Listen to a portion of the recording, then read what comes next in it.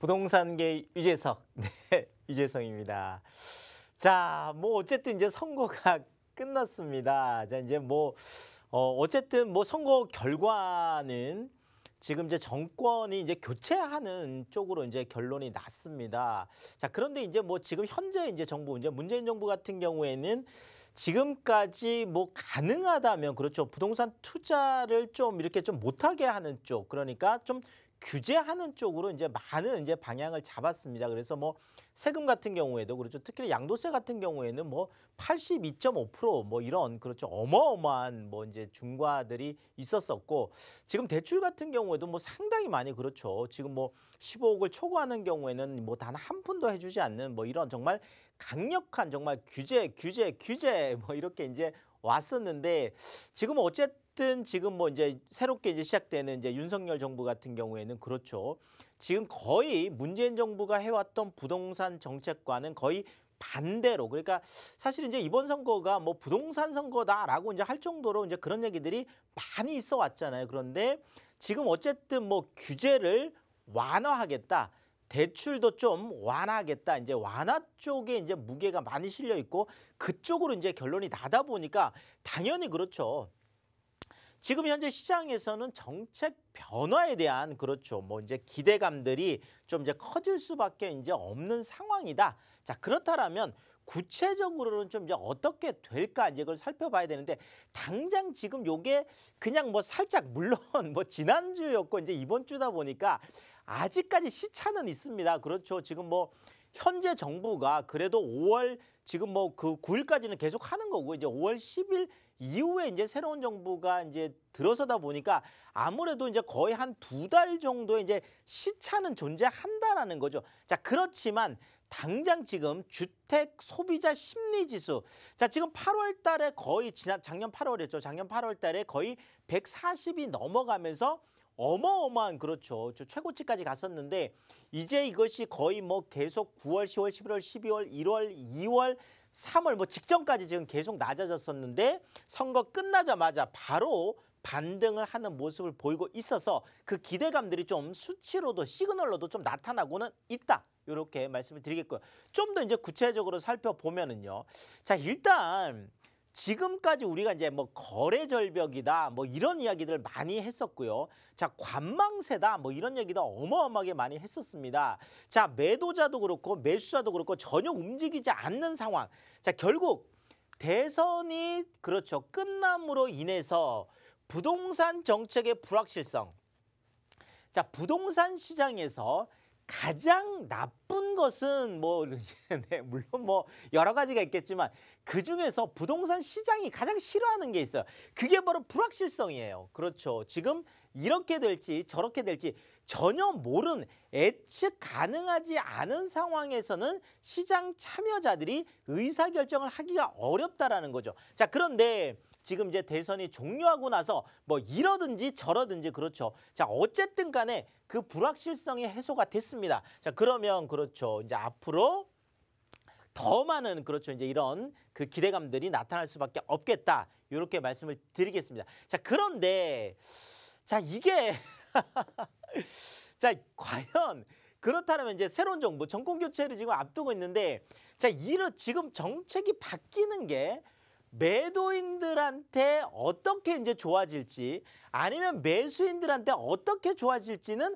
아직 조금 요 부분에 대해서는 좀 안개서, 물론 지금 뭐 새로운 정부에서 어떤 것들을 해 나가겠다라고 이제 얘기는 이제 많이 했었지만, 과연 그것이 이제 어떤 방향으로 또 더더구나 지금 이제 뭐 여소야대 이제 국회 뭐 이런 쪽으로 또 진행이 되다 보니까, 물론 어떤 법안 통과가 안 되고 뭐 대통령령이라든지 아니면 규칙 뭐 이런 것들 통해서 할 수 있는 것들도 있어요. 그렇죠? 할 수 없는 것들도 있고. 자, 그런데 이것이 과연 궁극적으로 매도인하고 매수인한테 어떻게 작용을 할 것이냐라는 것은 아직 그렇죠. 좀 기다려봐야 돼요. 그래서 어쨌든 자, 셈법은 굉장히 좀 복잡해지는 이런 시기가 됐다. 이렇게 말씀을 드리겠고요. 자, 근데 뭐 어느 정도 결론은 났죠. 자, 새 정부는 규제 완화 쪽에 좀 중점을 이제 많이 두고 있어서 뭐 아까도 말씀드렸지만 지금 단기적으로 봐서는 지금 당장 매수 심리가 그래도 어느 정도까지는 좀 회복이 되고 자 그렇다라고 해서 지금 당장 막 매수 심리가 뭐 작년 8월 뭐 이런 수준으로 봐 껑충껑충 이렇게 뛰진 않겠죠. 자 아직까지는 매도인과 매수인들이 자 이게 어떻게 될까? 자 이렇게 계속 지켜보고 아직까지는 그런 상황이기 때문에 단기적으로 이제 회복은 뭐 되겠지만 그것이 정말 아주 뭐 또다시 엄청나게 뜨거운 시장을 만들어낼 거냐 그 부분에 대해서는 조금 더 우리가 기다려 봐야 될 것 같다 이렇게 말씀을 드리겠습니다. 자 지금 그러면 이제 뭐 가장 궁금한 것들이 이제 뭐 세금 관련된 부분이 되겠습니다. 왜냐하면 지금 현재 정부에서 부동산 세금 관련된 부분들을 어마어마하게 그렇죠. 지금 많이 좀 높여놨기 때문에 특히나 이제 보유세, 자 뭐 재산세 같은 경우도 그렇고, 자 지금 뭐 종부세 같은 경우에도 그렇고, 자 재산세 같은 경우는 물론 뭐 세율 같은 이런 부분에서 많이는 아니지만 어쨌든 간에 뭐 그 공시가격이 좀 이제 많이 사실 현실화됐잖아요. 이제 그런 부분들 때문에 그런데 자, 이 보유세 그러니까 재산세도 그렇고 종부세도 그렇고 공정시장 가액 비율이라는 게 있습니다. 뭐 쉽게 말씀드려서 자 10억짜리가 있는데요. 자 10억짜리가 공시지가예요. 10억이 공시지가예요. 자 그런데 뭐 지금 재산세를 예를 들어서 말씀드리면 자 60%가 지금 현재예요. 자 이게 법으로 따지면 40%에서 80%이 구간에서 정할 수 있도록 되어 있습니다. 자, 이게 무슨 얘기냐면 자, 10억짜리 지금 공시지가인데 60% 지금 현재 공정시장 가액 비율이라고 하면 10억짜리인데 그냥 6억으로 보고 세금을 매기겠다는 거예요. 자, 그런데 종부세 같은 경우에는 계속 순차적으로 80%에서 85%, 90%, 95% 올려서 이제 올해 같으면 특별히 만지지 않는다면 공정시장 가액 비율이 드디어 100%가 되는 게 지금 올해거든요. 자, 그런데 이 부분에 대해서 너무 보유세가 과도하다 이런 얘기들이 많이 있다 보니까 지금 현 정부에서도 이 부분에 대해서는 한 뭐 다음 주 정도로 지금 얘기 나오고 있는데 어느 정도 하향 조정하는데 이것이 한 2020년 수준으로 지금 얘기 나오고 있습니다. 자, 더더구나 지금 당선인 같은 경우에는 지금 보유세 같은 경우에 재산세하고 뭐 종부세를 통합하겠다 이런 얘기까지 지금 나오고 있어서 이 부분 보유세에 대한 부분도 어쨌든 간에 공정시장 가액 비율 같은 경우에 재산세는 최대 40%까지 낮출 수 있고요. 자, 지금 종부세 같은 경우에는 지금 현재 100%인데 이거는 최대 60%까지도 낮출 수가 있게 돼 있습니다. 자, 그렇다면 이것이 이제 어떻게 갈지는 우리가 좀 봐야 되겠다 이렇게 말씀을 드리겠고요. 자, 또 다주택자 양도소득세 그렇죠. 이 부분에 대해서 지금 중과를 뭐 2년 동안 유예하겠다 지금 이런 얘기들도 나오고 있죠. 자, 어느 정도 이제 유예를 하느냐 이 부분도 우리가 계속 봐야 될 결국은 이제 거래세 완화. 자, 그렇다면 보유세도 그렇고 거래세도 그렇고 지금 완화 쪽에 얘기가 많이 되고 있고 지금 뭐 취득세 같은 경우에도 지금 그렇죠. 어느 정도 완화할 걸로 지금 계속 얘기가 나오고 있습니다. 자, 또 하나 지금 임대차 3법 같은 경우에도 지금 재검토 이야기가 지금 계속 나오고 있죠. 공약에도 지금 들어가 있었던 상황이고 물론 이것이 어떤 쪽으로 재검토가 될지는 모르겠지만 그래도 올 8월 달 이제 또 새로운 계약갱신 청구권 이제 관련이니까 그 이전에 아마 어느 정도로 좀 검토를 할 것 같고요. 자, 또 하나는 주택임대 사업자에 대한 그 부분도 사실 지금까지 너무 지금 뭐 정말 누더기 입법이다라고 할 정도로 너무 고쳐놨는데 이 부분도 어느 정도 좀 정비가 될 걸로 이렇게 좀 예측이 됩니다. 자, 또 하나가 그렇죠. 대출 규제 완화. 지금 이제 대출 쪽에 특히나 지금 뭐 무주택자 같은 경우에는 최대 LTV를 80%까지 그렇다면 10억짜리 집이라면 뭐 8억까지 대출을 해주겠다. 지금 이런 얘기들도 있어서 이 부분도 우리가 잘 좀 챙겨봐야 되겠습니다.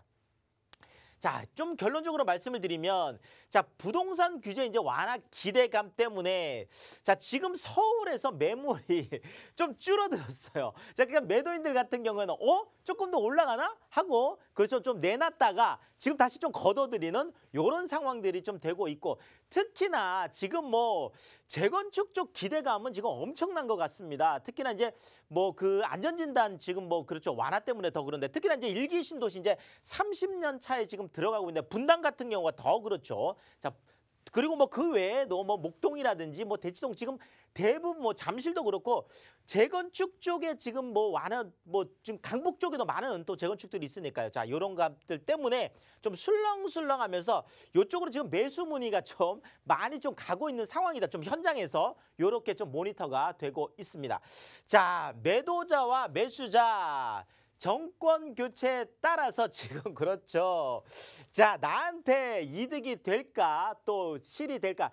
특히나 지금 뭐 이제 매도인들 같은 경우에는 뭐 양도세 중과 뭐 그 좀 유예라든지 아니면 이제 보유세를 좀 낮춰주는 이런 부분에 좀 많은 관심을 가질 것 같고요. 자, 특히나 이제 또 매수인들 같은 경우에는 지금 이제 많은 이제 공급을 한다 이런 부분, 특히나 또 대출 규제 완화 뭐 이런 쪽들이 있기 때문에 이런 이해득실을 따지면서 어느 정도 이제 앞으로도 한 뭐 새로운 정부 출범할 때까지 한 2달 정도가 있으니까 요 기간까지는 좀 팽팽하겠다. 이렇게 좀 정리를 드리겠습니다.